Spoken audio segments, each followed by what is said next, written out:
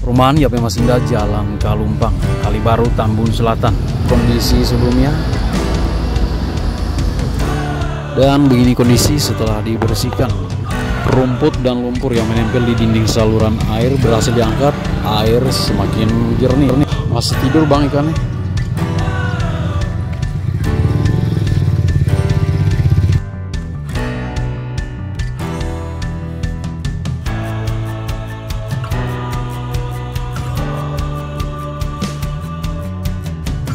Sebelum tonton jangan lupa subscribe YouTube channel James Sabar.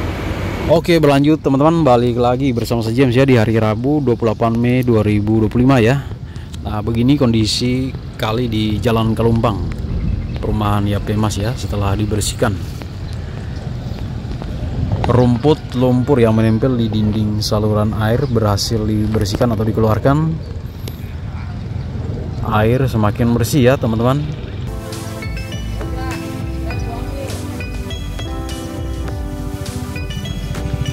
Masih tidur bang ikannya.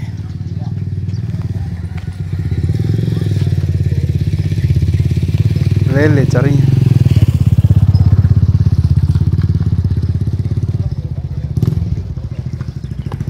Oke, berlanjut ya teman-teman, kondisi terkini di Jalan Kalumpang, perumahan YP Mas Tambun Selatan ya, pasca dibersihkan atau dikeruk ya. Apakah nanti diperdalam atau diperlebar, saya belum bisa berikan konfirmasi karena secara pantauan hari ini belum ada giat apapun yang dikerjakan oleh para pekerja ya, terutama di Jalan Kalumpang, perumahan YP Mas Tambun Selatan ya. Nah, berhubung hari ini belum ada giat yang dikerjakan atau dilakukan oleh para pekerja, teman-teman, saya akan mengajak teman-teman semuanya agar kita bisa melihat bekas-bekas bangunan-bangunan liar yang ditertibkan ya di sepanjang aliran Kalibaru Tambun Selatan di perumahan YP Mas Indah ya. Penertiban dilakukan di antara kali perumahan YP Mas Indah sekitar 174 bangunan liar ya. Kemudian di Sumberjaya sekitar 110 bangunan liar. Jadi total keseluruhan 284 bangunan liar yang ditertibkan ya, perumahan YP Mas. Kemudian Sumberjaya, Kalimati Sumberjaya ya. Nanti saya akan memperlihatkan ya bekas-bekas bangunan liar yang ditertibkan di sepanjang bantaran Kalibaru, perumahan YP Mas Indah, Tambun Selatan ya. Oke, berlanjut teman-teman. Lumpur sampah menjadi faktor utama ya.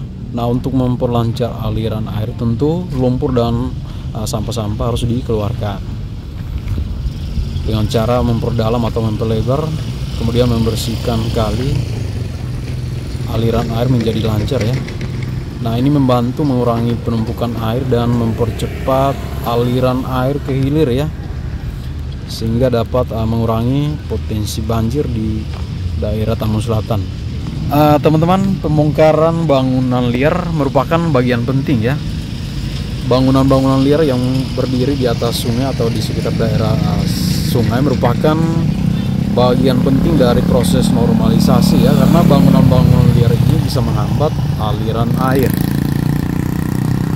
Nah, contoh seperti salah satu bangunan ya di depan masjid di sekitar Jalan Kalumpang ya. Karena secara aturan bangunan harus berjarak minimal 5 meter dari tepi sungai ya.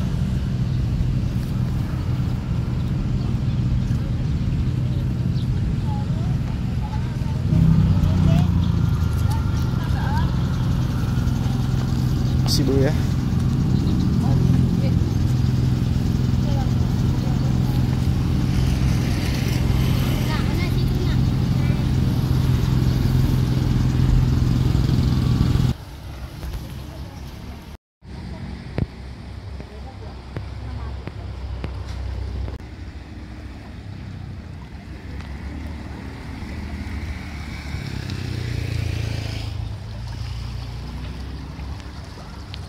Sampah lumpur menjadi faktor utama Kalibaru Tambun Selatan ya.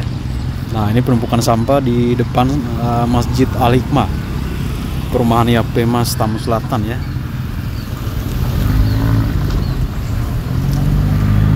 Sampah-sampah anorganik ya, botol plastik, kebanyakan botol-botol plastik ya, kemudian plastik. Ini barang-barang elektronik yang rusak, bahan-bahan bekas yang menghambat aliran air ya. Tanpa disadari, sampah yang menumpuk bertahun-tahun bisa menimbulkan bakteri atau jamur ya.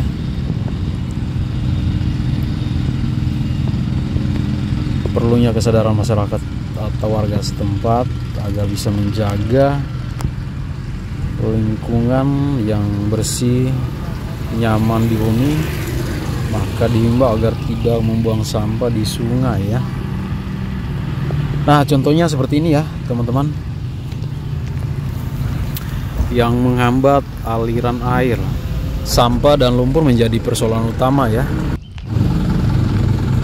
Penyebab utama lumpur di sungai dan juga sampah di sungai bisa disebabkan oleh sedimentasi akibat erosi tanah, kemudian pembuangan limbah, dan juga perubahan lingkungan ya. Erosi tanah terjadi karena aktivitas manusia ya, seperti penebangan hutan, pertanian yang tidak berkelanjutan, dan pembangunan yang tidak memperhatikan tata ruang ya. Kemudian sampah atau limbah ya, terutama limbah industri dan pertanian, itu pun bisa mengandung partikel lumpur yang terbawa ke sungai ya. Kemudian perubahan lingkungan seperti banjir dan longsor itu pun dapat membawa lumpur ke sungai atau kali. Contoh erosi tanah seperti tanah yang tergerus dari lahan pertanian atau kawasan hutan dan daerah yang mengalami pembangunan bisa terbawa air hujan ke sungai ya. Nah, erosi ini menyebabkan peningkatan volume lumpur di dasar sungai atau kali ya. Kemudian contoh pembuangan limbah industri, limbah pertanian ya, seperti pupuk dan limbah rumah tangga yang tidak diolah dengan baik mengandung partikel lumpur dan zat-zat yang dapat mencemari sungai dan meningkatkan volume lumpur ya. Kemudian perubahan lingkungan ya, seperti banjir, longsor, dan kegiatan alam seperti erosi pantai ya, itu pun dapat menyebabkan lumpur terbawa ke sungai atau kali ya teman-teman.